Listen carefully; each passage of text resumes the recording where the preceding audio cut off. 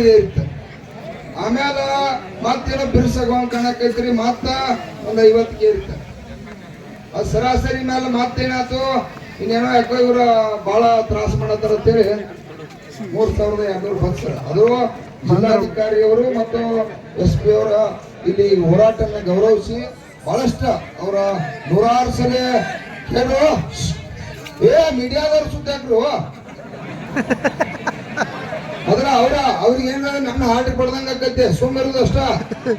8 ಸಲ ಹೇಳಿದ ಏನ್ ಹೇಳತ್ತಾನ, ಸರ್ಕಾರದ ಜವಾಬ್ದಾರಿ ಅವ್ರ ಕಾನೂನು ಸಚಿವರು ಬಂದಾರ, ಏನಾರ ಒಂದ್ ಚಲೋ ಸುದ್ದಿ ಕೊಡ್ಬೇಕಂತೇಳಿ ಅವ್ರು ಬಂದಾರು. ಅದು ನಾವು ಕೇಳ್ಬೇಕಾಗೈತೆ.